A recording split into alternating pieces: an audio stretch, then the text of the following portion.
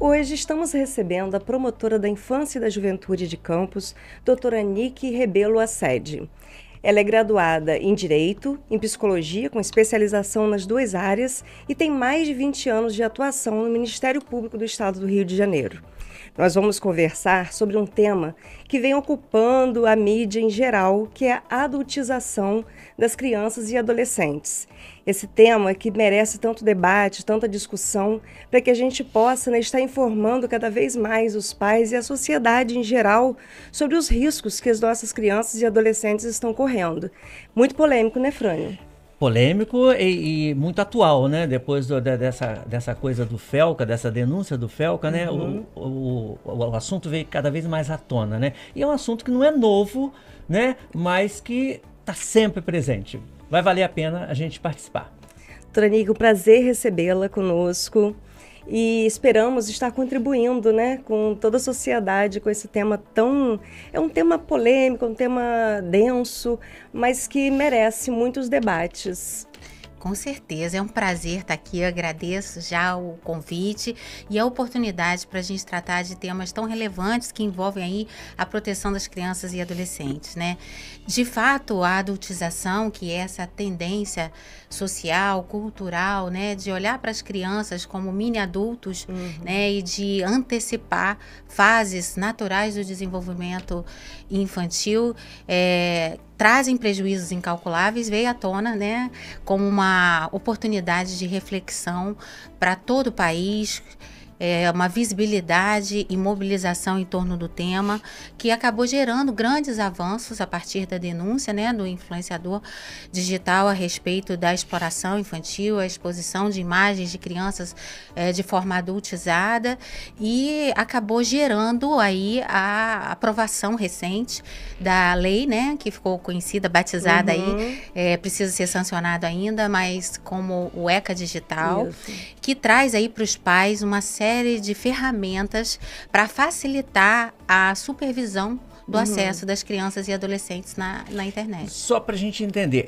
essa nova lei é a que foi aprovada recentemente pelo Senado? Exatamente, foi aprovada recentemente pelo Senado e apresenta aí mecanismos, né, para facilitar a todas as pessoas a denúncia para a remoção de conteúdos que apresentam as crianças de forma adultizada, expostas em condições inadequadas, para os próprios pais terem acesso aos perfis criados, quer dizer, quem tem menos de 16 anos hoje, a partir da lei, criando um perfil, esse perfil precisará estar vinculado ao perfil do responsável legal, terá poder, inclusive, para bloquear contatos, para identificar as atividades.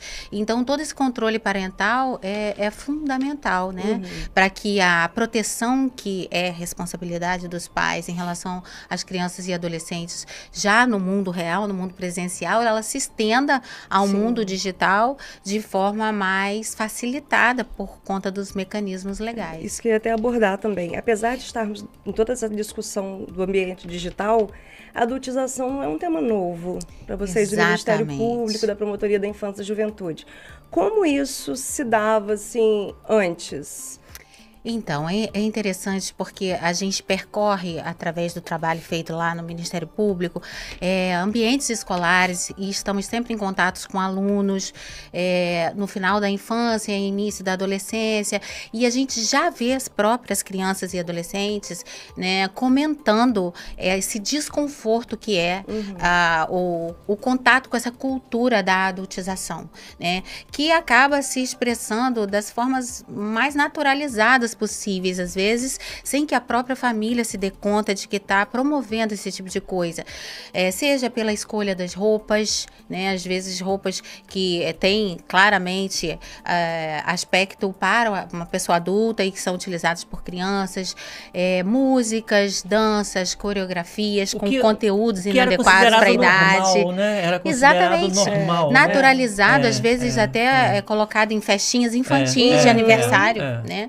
Então, eu acho que essa mobilização acaba chamando a atenção para a gente refletir, né, do quanto isso interfere no desenvolvimento da criança e impacta negativamente, porque a gente tem que lembrar que a fase de desenvolvimento infantil e da adolescência, a criança está num processo de estruturação emocional, de construção e desenvolvimento cognitivo, e está aprendendo a lidar ainda com as emoções, não está preparada ainda, né, para ser exposta a conteúdos e vivências dessa natureza. Liliane falou que não é nova, né? Uma discussão que não é nova. A gente pode lembrar até a Ilha do Marajó, né? Que tem aquele caso que é uma questão que, nossa senhora, mais grave ainda, né? Lá a questão da Exatamente. prostituição já é bem explícita mesmo. Exatamente. O E combate, antiga, né? Nossa. É verdade. O combate à exploração sexual infantil no Brasil inteiro, né? Ela vem se desenvolvendo cada vez mais com a conscientização. Acho que o Estatuto da Criança e Adolescente, embora já esteja fazendo 35 anos, ele ainda exige um esforço coletivo das autoridades no sentido realmente de fazer valer aqueles direitos que estão previstos ali de forma eficaz. E isso passa por esse processo de conscientização, por essas oportunidades que a gente tem de tratar do tema, mas também por políticas públicas reais, eficazes, que possam remover preventivamente, né, populações de vulnerabilidade social, dessas condições que acabam levando a situações como essa da prostituição infantil e a exploração sexual infantil. E interessante dessa denúncia, né, que veio como é a vulnerabilidade. Muitas vezes, né, aquela imagem ali, como que ela acaba sendo conduzida pelos algoritmos direto para quem se interessa pelo tema, né, da criança, os pedófilos, o risco que é, né, hoje em dia. Em Campos, vocês recebem casos assim de pais que procuram por crianças que se deixam levar por pessoas que se passam por mas na verdade são pedófilos que estão ali esperando aquela vítima? Exatamente, são muitos os casos, né? Na verdade, o universo digital, né, ele funciona como o acesso a um mundo na tela, na mão de uma criança, quando é no celular ou no tablet, né? E a falta de conscientização desses perigos acabam permitindo que os pais não estejam atentos à necessidade da supervisão. Então, às vezes, o pai chega em casa cansado do trabalho, precisa fazer outras atividades e a primeira coisa que faz é entregar o celular para a criança usar ali o joguinho, uma rede de apoio, né? O joguinho ou interagir de alguma forma, sem imaginar que, na verdade, é como se ele estivesse pegando essa criança e colocando ela numa cidade desconhecida, sem saber com que pessoas ela vai conviver, com quem ela vai contactar e deixando ela à mercê ali de qualquer tipo de contato com conteúdos ou pessoas. A gente tem um caso recente aqui em Campos, inclusive de uma adolescente que 13 anos, começou através de um joguinho, conheceu uma outra pessoa que ela acreditava ser também um adolescente, porque o perfil apresentava uma imagem de um outro adolescente, e eles começaram a conversar, se tornaram, entre aspas, amigos, né? Ao longo de 3 meses, essa pessoa foi construindo com ela um vínculo, um elo de confiança, de credibilidade, até que ele se sentiu seguro para marcar um encontro, marcou um encontro numa praça. Ela foi até o encontro, acreditando que era seguro, que ela ia conhecer finalmente o amiguinho, né? Quando chegou lá, era um homem, levou ela para uma casa com outras pessoas, ela foi drogada, violentada, os pais registraram ocorrência, ela foi encontrada depois de 2 dias. Aqui em Campos, isso? Isso. Nossa, pertinho da gente, né? Pertinho da gente. Não tem noção, que às vezes a gente vê na imprensa, né, casos que estão acontecendo lá em outros estados, longe da gente, não imagina que aqui pertinho, que aqui na nossa cidade aconteça também. Mas conseguiu ter um desfecho? Sim, conseguiu identificar os autores, mas a criança, a adolescente, no caso, 13 anos, né, totalmente traumatizada em função do que foi vivenciado, né? Então, assim, foi num joguinho que ela conheceu essa outra pessoa. Então, é importante a gente ter em mente, né, que hoje o universo digital, assim como temos o crime organizado no mundo offline, nós também temos crimes organizados que se valem do universo digital para operar.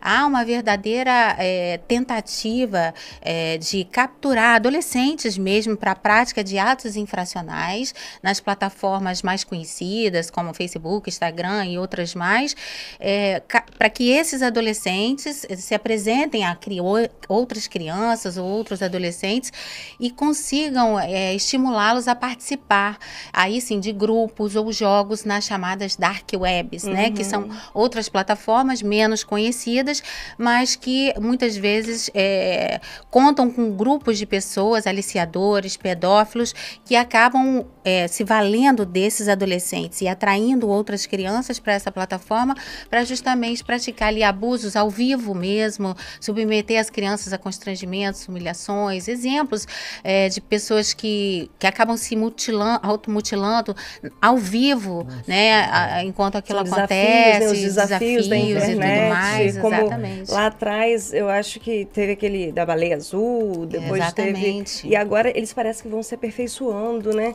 E o convencimento, o poder de convencimento que leva essas crianças e adolescentes a acreditarem e que eles viram os melhores amigos, eu acho. Exatamente. E depois que a criança é submetida a esse tipo de situação, e ela quer sair, ela quer pedir ajuda aos pais, né? Ela é levada a acreditar que os pais não vão acreditar, ela é levada a acreditar que ela está fazendo algo errado, que eles podem fazer alguma coisa de ruim à família. Também, né? E aí a criança vira um refém daquela situação. Agora, doutora Nick, a gente sabe que o Ministério Público, na maioria das vezes, é provocado, né? Para alguma coisa. Nesse caso, não existe uma fiscalização sem ter a provocação do Ministério Público? Sim, um dos papéis do Ministério Público é atuar como fiscal, né, da lei e de todo o serviço que for destinado a crianças e adolescentes. Então, assim como acontece a fiscalização no mundo offline, né, no mundo presencial das entidades que prestam serviços a crianças e adolescentes, essa fiscalização também se estende ao mundo digital.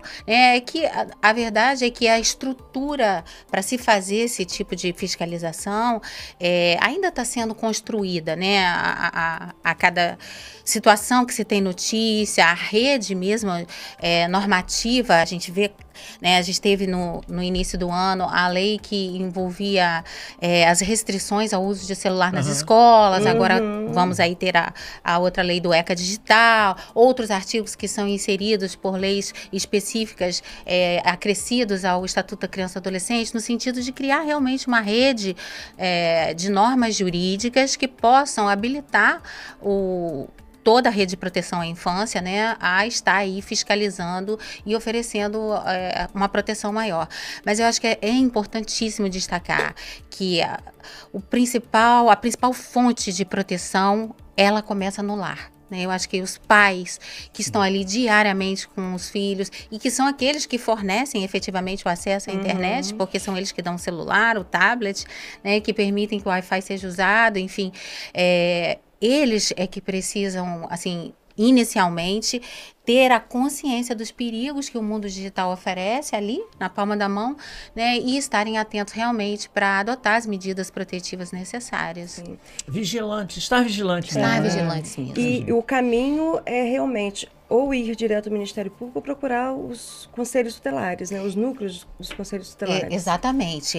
Tomando as medidas no âmbito do próprio universo digital, que é fazendo as denúncias e tudo mais, se for identificado que há alguma responsabilização em relação ao autor que proporcionou à criança ou ao adolescente o acesso àquilo, seja a plataforma digital, seja uma pessoa estranha à família, enfim. Esse caso deve ser denunciado, sim, ao Ministério Público ou ao Conselho Tutelar ou à Polícia Civil, dependendo da situação, né, para que qualquer uma dessas portas de entrada possam dar início aí à investigação e à responsabilização. A senhora falou nesse ponto, eu pensei agora, existe uma estatística de casos mensais, semestrais, do Ministério? Não, Casos de Campos, por exemplo? não temos essa fonte de informação, infelizmente. Eu acho que assim, os principais sinais que indicam a necessidade de uma atenção maior são os próprios índices de adoecimento das crianças e adolescentes. Eu não sei se vocês viram, ano passado, esse ano foi publicada uma pesquisa realizada ano passado, foi publicada inclusive no perfil da Unicef, de que o número de casos diagnosticados de crianças e adolescentes com ansiedade superou o número de adultos diagnosticados, o que é uma inversão histórica, inédita no Brasil. Nunca se teve a identificação de que o número de crianças adoecidas emocionalmente por ansiedade era maior do que o de adultos. Os adultos, eles têm inúmeras responsabilidades, atividades, né? É muito mais comum que na vida adulta haja uma expectativa de antecipar fatos e se desenvolva um adoecimento emocional.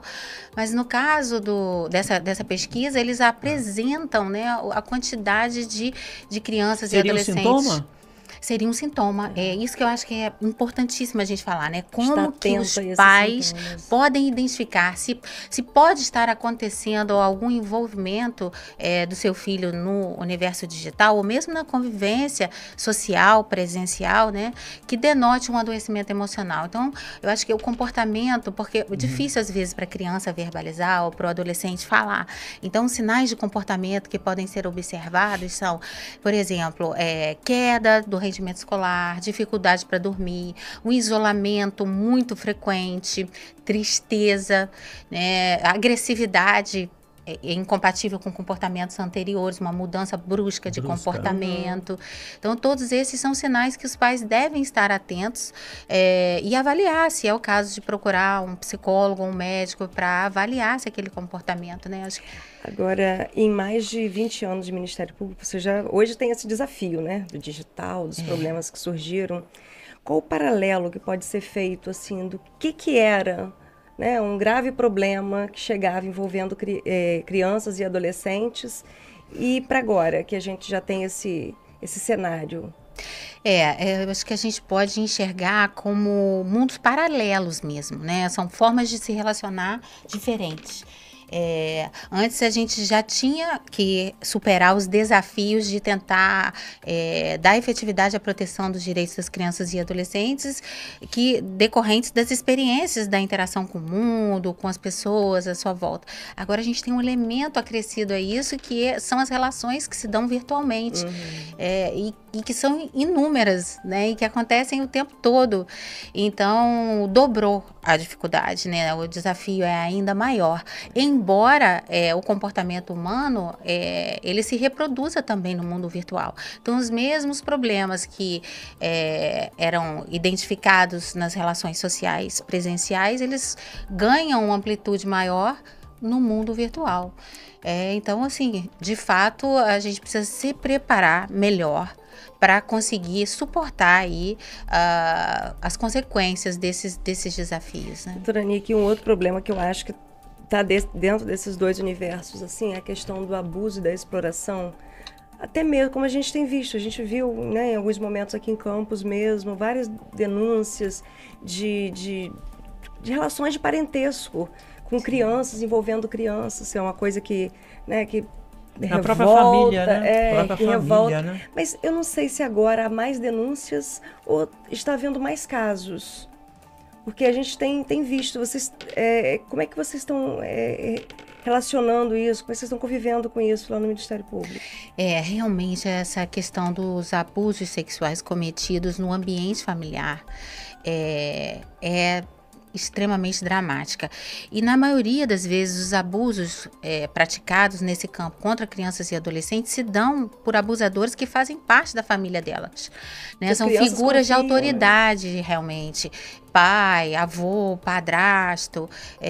Então, assim, isso torna muito difícil para a criança e para toda a família, primeiro para a criança denunciar e depois para a família lidar com o problema. Porque muitas vezes também a mãe ou os familiares são pessoas que são dependentes emocionalmente do abusador ou financeiramente. Então, é todo um núcleo familiar que está envolvido em torno desse problema dramático. Então, romper esse silêncio silêncio é extremamente difícil. Por isso, os sinais de comportamento, que são muito naturais quando uma criança sofre esse tipo de abuso, eles são reveladores. E nesses casos é importante, né, que a pessoa que tem acesso à criança e observa esses sinais de comportamento, como tristeza, isolamento, queda do rendimento escolar, essa pessoa consiga estabelecer com a criança um elo de confiança para que ela verbalize. E depois disso, né, procure as autoridades para denunciar.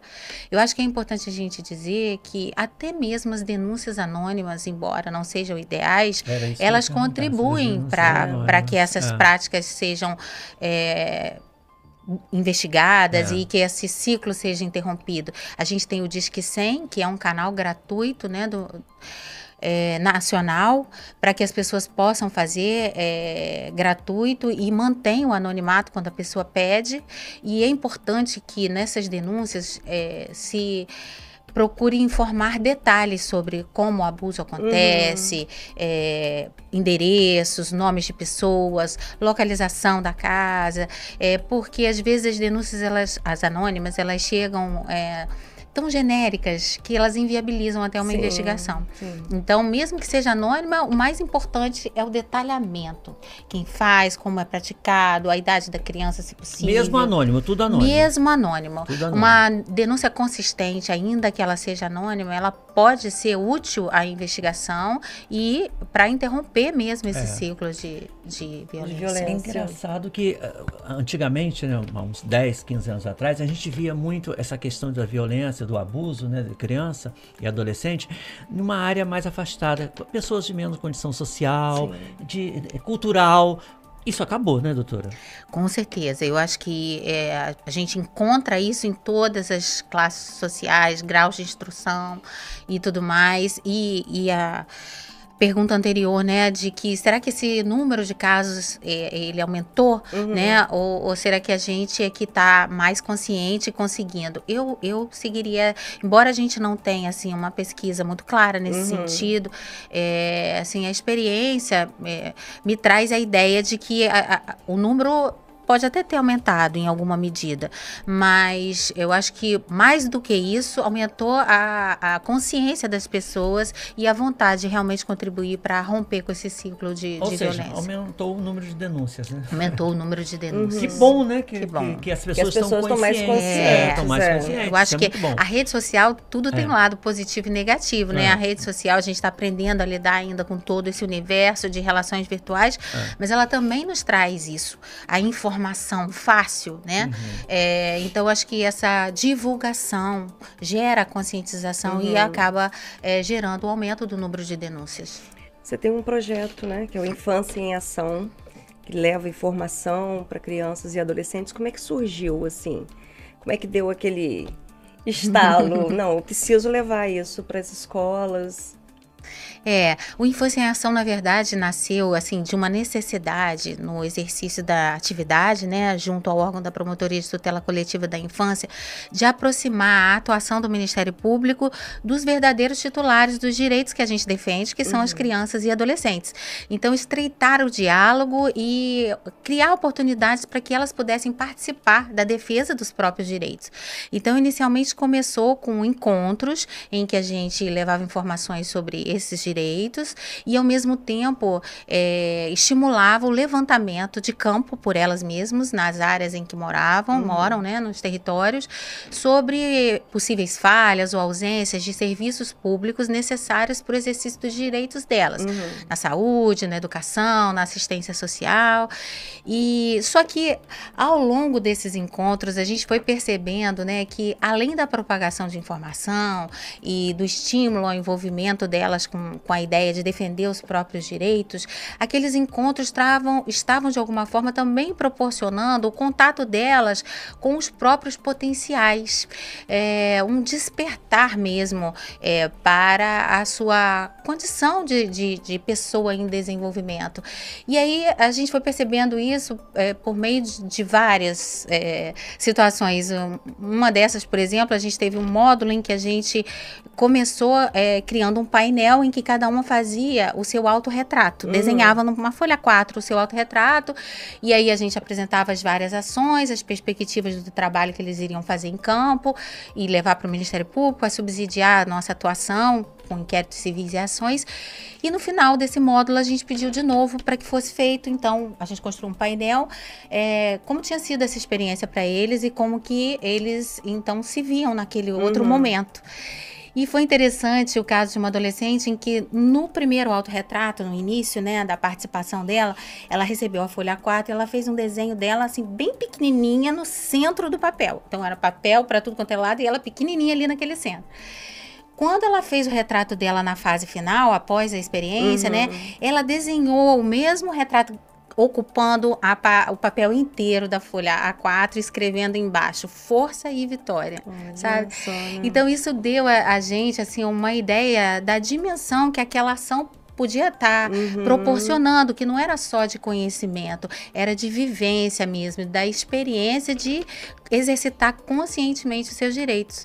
E isso fez com que a gente, assim, ampliasse, né? Além disso, hoje, ser uma atuação estratégica, funcional do órgão, se tornou, assim, pessoalmente um projeto mesmo, né? Eu também me graduei em psicologia, então eu tenho uma visão... Ajuda também, né? A entender melhor a cabecinha deles também. Eles perguntam, surgem dúvidas...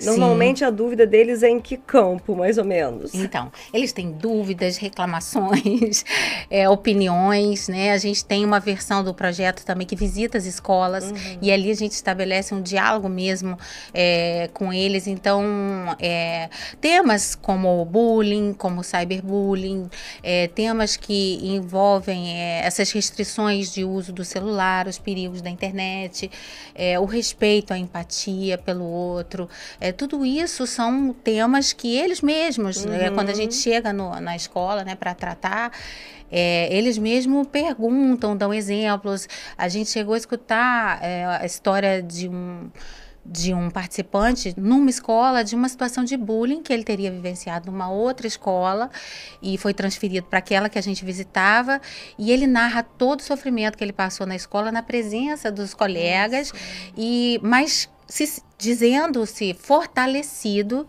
né, pelos colegas que o acolheram na nova escola. Então, eu acho que o objetivo, além da informação, é essa troca direta de experiências que a gente presencia entre eles mesmos, né, e com a gente. Mas essa maravilha, como é que as escolas têm acesso ao projeto? Então, é uma ação voluntária, né? Totalmente voluntária. A maioria das pessoas interessadas das escolas, elas fazem um contato ali mesmo no perfil do Instagram. A gente tem um perfil no Instagram que chama Infância em Ação. Infância, ação, tudo sem acento, sem nada maiúsculo. E aí as pessoas vão ali no direct, várias escolas. E a gente tem também um telefone de contato do projeto para fazer os agendamentos, entender qual é o objetivo da escola, como pode ser feito o ajuste de data e tudo mais. Então, tudo começou com o interesse das escolas. Qualquer escola, rede pública, rede particular. A gente vai a todas. Já tem aí uma lista de pessoas aí até o final do ano. O legal também é a prevenção, né? Porque a gente sabe dos problemas que existem, né? O cyberbullying é outro problema também, que mexe muito com o psicológico das crianças e adolescentes. E é uma forma, eu vejo dessa forma, tratar também, prevenir também, né? Exatamente. Porque eles também têm vários questionamentos, eles também têm várias dúvidas, e aí é uma forma de... E em relação à opinião, quero até saber a sua opinião como psicóloga e promotora, em relação a essa proibição que a gente citou anteriormente, essa proibição dos celulares em sala de aula. Qual a sua opinião? Então, eu acho que foi um avanço, com certeza, né? Eu acho que o ambiente escolar é um ambiente principalmente de aprendizagem, né? E o processo de aprendizagem, ele exige foco, ele exige concentração. E há estudos que indicam que o simples fato de ter um celular, mesmo que desligado por perto, já reduz a concentração daquela pessoa, né, que já pensa, não tem um celular ali ao acesso, eu posso mexer, o que será que está acontecendo? Então, às assim, eu acho que a subtração do acesso ao celular no espaço escolar, ela só traz ganho para que aquele momento seja vivenciado pelo aluno em toda a sua potencialidade. Também os espaços de convivência presencial foram oportunizados com a retirada do celular, porque nos pátios, né, as pessoas viviam diante na hora do recreio das suas telinhas ali, isoladas, e hoje, quando a gente passa pelas escolas, a alegria de escutar as crianças pelo pátio jogando bola, conversando, eu acho assim que, claro, a própria lei, ela prevê exceções, né, em casos em que há necessidade, sim, exatamente. Sim, mas aí é o professor, né, que vai direcionar aquela ferramenta. Exatamente. Mas foi uma providência importante para que a criança realmente consiga valorizar aquele momento que o ambiente escolar proporciona de aprendizagem e de convivência social, que é o que desenvolve, em última análise, as habilidades para a vida adulta, né? Com Muito certeza. bacana. A socialização, né? Porque fica perdida, né? Exatamente. As pessoas deixam de socializar para poder... Não, e na verdade, o que a gente estava falando mais cedo, o rendimento estava caindo, também, tudo, não tinha concentração, porque existe a expectativa, né, de chegar uma mensagem, de ter um aviso, alguma coisa assim. Doutora Nick, você estava dando suas dicas, né, para os pais. As crianças, pelo que você percebe no projeto, elas estão mais conscientes também. Os adolescentes estão ficando mais conscientes também dessa necessidade de se desligar um pouco dos perigos que existem. Interessante essa fala, né? É incrível como as crianças rapidamente, né, absorvem aquilo que vem sendo repercutido nacionalmente. Né, a rede de informações é muito grande. A última vez que eu estive numa escola, já tinha acontecido essa divulgação da denúncia, né, do influenciador digital sobre a exposição, a adultização e tudo mais. E antes mesmo de eu começar a falar, né, eu me apresentei, expliquei qual era a minha função, meu papel como promotor de justiça e tal. E logo, umas 2 crianças, né, já fasezinhas assim de final da infância para adolescência, 12, 13 anos, e já foram logo falando que estavam com dificuldades em encontrar roupas adequadas para comprar, para utilizar. Eles mesmos foram falando, que foram com a mãe, visitaram algumas lojas e que tudo que tinha não era para a idade deles e que elas já estavam, como que ia ser isso daqui para frente? Meu Deus! Tinha que mudar o guarda-roupa. Olha o problema. Então, a gente vê como que a fase infanto-juvenil é uma fase mesmo de absorção, né? A qualidade do que a gente oferece é aquilo que vai ser recebido. E aí é o que a senhora falou, né? Entra muita colaboração da família, da mãe, né? Cuidado com a roupinha, lembra? Não pode ser a roupinha, um shortinho, a menina com shortinho, né? Por baixo da roupinha. Dentro de todo esse processo, a escuta é muito importante também, muito importante. Dos pais, porque nesse momento que a gente vive, todo mundo muito imerso em celular, falta de tempo, correria, estresse, trabalho. E às vezes a escuta fica um pouco de lado, né? Exatamente, as relações familiares, né? A saúde dessas relações familiares vem sendo muito afetada por esses recursos que a gente a todo tempo tem que estar utilizando até para trabalhar, para se comunicar com outras pessoas, né? Então, assim, a educação digital é algo que precisa ser exemplificado pelos pais. Criança e adolescente copiam, na maioria das vezes, os exemplos que tem em casa, né? Aquele velho ditado que os exemplos arrastam, né? Então não adianta o pai dizer, você não pode, você tem que ficar só esse tempo, se o pai tá ou a mãe tá o tempo inteiro ali no celular, né? Então acho que assim, criar espaços no ambiente familiar para o convívio presencial, na hora das refeições, nos finais de semana, em que se desliguem os celulares e que se vivenciem aqueles momentos, é assim um antídoto mesmo para que essas relações não adoeçam e se distanciem tanto. Porque às vezes é difícil até para os pais se desligarem um pouco, imagina as crianças, né? Então tem que ser um processo, você tem que parar e ter pensamento crítico. Não, eu tô contribuindo para que ele... Exatamente. A limitação do tempo de uso do celular para as crianças é algo fundamental, não só a supervisão do conteúdo, do tipo de conteúdo, mas a limitação do uso. Eu não sei se vocês viram casos de crianças que apresentam um comportamento de abstinência equivalente a qualquer outro vício, quando estão completamente conectadas o tempo todo, né?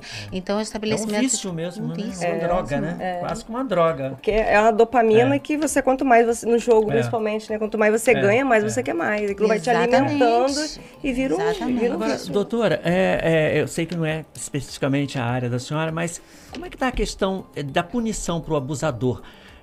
É severa? Como é que está isso? Como é que é isso? Sim, é severa. É um dos crimes mais graves que existe, né, no Código Penal. É considerado crime hediondo. É bem grave. A grande dificuldade é conseguir fazer a comprovação da autoria. Porque nem sempre a prática do abuso sexual deixa vestígios, né?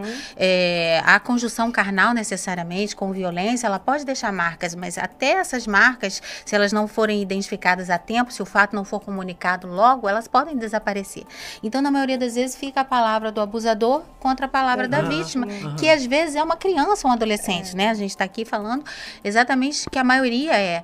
Então, a dificuldade de punição, de responsabilização do abusador, ela não vem da ausência de uma pena severa. Ela, na verdade, vem da dificuldade de se fazer a comprovação.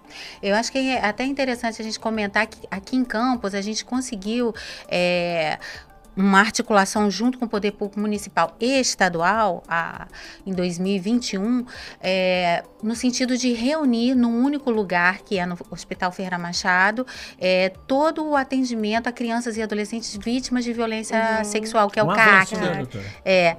Antes a criança ou adolescente, a mãe, né, ela tinha que se dirigir até a delegacia para registrar a ocorrência, depois a criança recebia uma guia para ir até o IML fazer exame de corpo de delito, depois tinha que voltar na delegacia para prestar depoimento, fora os atendimentos médicos, psicológicos, a acolhida, tudo isso. Então, existe aqui em Campos, assim, existe também, o primeiro centro assim foi criado, aqui no estado do Rio, foi criado na capital, no Rio, e Campos foi, salvo engano, o segundo município a contar com isso, que é o CAAC, é um centro de atendimento especializado a crianças e adolescentes vítimas de violência sexual. Funciona ali no Ferreira Machado, na mesma entrada da pediatria, da emergência pediátrica do hospital, né, logo ali na entrada mesmo, não precisa andar pelo hospital nem nada, é na porta. Ou seja, uma triagem mesmo, né? É uma triagem. Ali uma a criança recebe atendimento médico, acolhida por psicólogo e assistente social, e a escuta especializada feita pelo delegado ou pelo técnico, e o exame de corpo de delito acontece tudo dentro do hospital. É um centro, um conjuntinho de salas. A denúncia vai para... Isso, o depoimento é gravado em áudio e vídeo, né, com uma conversa natural com a criança, para que se consiga colher uma prova de melhor qualidade, para que o juiz nem precise, se tiver de boa qualidade, repetir esse depoimento e evitar a revitimização da criança, né, que às vezes tem que contar para várias pessoas a mesma coisa, a criança pode não lembrar um detalhe aqui, outro ali, o tempo vai passando, então o material fica gravado em áudio e vídeo para servir de prova. Só tem no estado do Rio? Não, existe no sul do Brasil também, né? no sul do Brasil existe, às vezes não com essa nomenclatura, mas existe, há uma tendência de reunir esses serviços num único espaço para oferecer um atendimento humanizado à vítima, para que ela tenha, inclusive, coragem de contar, né? A gente acredita que aqui em Campos o número de denúncias tem aumentado exatamente por conta de se saber que não necessariamente tem que se buscar uma delegacia ou um lugar... E é um ambiente ali para criança, né, na pediatria, não tem que ficar junto com todo mundo ali na emergência aguardando por atendimento, que é um constrangimento. Aí tem gente que não fala porque tem vergonha. Eu acho que é uma... O hospital já é um lugar de cuidado, né? A gente já associa a um lugar de cuidado, né? Agora eu estava lembrando aqui, a gente falando, né, da questão da adolescência, eu acho que aquela série também que passou a adolescência também deu uma mexida em outros lugares também da adolescência, né? Porque antigamente você achava que dentro do quarto seu filho estava seguro. E hoje em dia, dentro do quarto, ele está no mundo todo falando com gente que você nem imagina. Exatamente. E os efeitos da série, eu acho que também levaram à reflexão. Acho que foi antes do efeito Felca.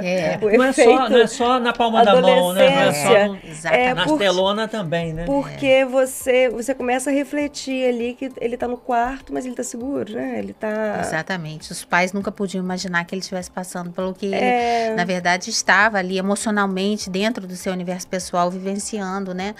A ponto das ações se desenrolarem como aconteceu. Eu acho que a série ela foi muito impactante, né? Porque mostra uma realidade cotidiana, né? De um adolescente que aparentemente não tinha grandes problemas e que, na verdade, tinha uma dor emocional que leva ele a cometer um crime, né? Um ato infracional, assim, chamado tecnicamente. Então, ela joga luzes, né, na consciência dos pais, no sentido de estar atento a mudanças de comportamento dos seus filhos e de conseguir estabelecer uma ponte de diálogo contínuo, né? Aquele final do dia, e aí, como foi seu dia, né? O que aconteceu?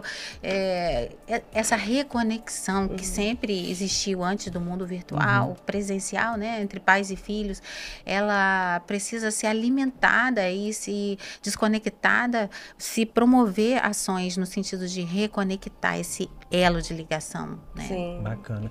Gente, que pena, né, que a gente já está acabando. Liliane trouxe aqui muito rápido, não, mas nós conseguimos, sim. Porque é um tema que a gente vai voltar, né, Liliane? É muito abrangente. Hoje nós falamos sobre a questão da adultização, mas a gente sabe que tem outros temas que envolvem, né? A gente passeou por alguns deles, né? Sim. Como a questão do cyberbullying e outras questões também. Mas a gente queria dizer que foi um prazer recebê-la aqui. O prazer foi meu, foi excelente. Foi muito esclarecedor. A gente pode tirar dúvidas. E eu acho que a gente pode contribuir dessa forma também, né? Tanto com os pais quanto com os adolescentes, porque a gente sabe que são muitas dúvidas. O mundo digital é uma coisa muito nova para nós, todos nós que somos, né, de uma geração que migramos para esse mundo digital. Então eu acho que foi bem assim... Que outros veículos de comunicação têm a iniciativa também de cada vez convidar mais as autoridades para falar sobre esse assunto, porque quanto mais a gente fala, né? As pessoas se conscientizam, né, isso mesmo. Mais. Parabéns pela iniciativa. Obrigada. Poderia deixar uma mensagem final para os pais, para as adolescentes, crianças e adolescentes também, sobre esse mundo que a gente vive agora, esse momento que a gente está vivendo agora? Eu acho assim que, historicamente, lidar com crianças e adolescentes é sempre desafiador, né? Os pais que são realmente comprometidos com oferecer o seu melhor, eles sempre, em algum momento desse processo educativo, eles se perguntam, será que eu estou fazendo o meu melhor? Será que eu estou conseguindo? Que caminho seguir, esse ou aquele, né? Então, essas dúvidas fazem parte do universo de quem quer acertar. Eu acho que justamente a rede de apoio que une todos esses que são interessados, né, pais, mães, educadores, no sentido de oportunizar o desenvolvimento de todas as etapas do desenvolvimento infantil, sem atropelar esse processo, né? Eu acho que o importante é que essas pessoas estejam unidas em torno desse ideal, né? Que é o ideal do nosso projeto Infância em Ação, né? Então, acho que, assim, a mensagem é no sentido de que, independente de seguir ou não o perfil nosso lá no Instagram, do Infância em Ação, é a gente estar conectada ao ideal de levar as nossas crianças e adolescentes o melhor que a gente puder em termos de informação e de oferta de tempo para que eles possam conscientemente construírem em si mesmos condições de promoverem o próprio bem-estar, né? E o bem-estar daqueles que estão à sua volta. É isso aí, muito obrigada. É isso aí, gente. Só lembrando para as pessoas que nos assistem que a gente está em todas as redes sociais, a gente está no Instagram, no YouTube, TikTok, Facebook, a gente pode encontrar conectado. Mas é importante lembrar o que a doutora Nick falou, essa conexão não é só digital, né? É conexão presencial, conexão familiar, para que tudo flua bem. E essa criança ou adolescente chegue à fase adulta de uma forma saudável. Pessoal, até o próximo episódio. Até mais.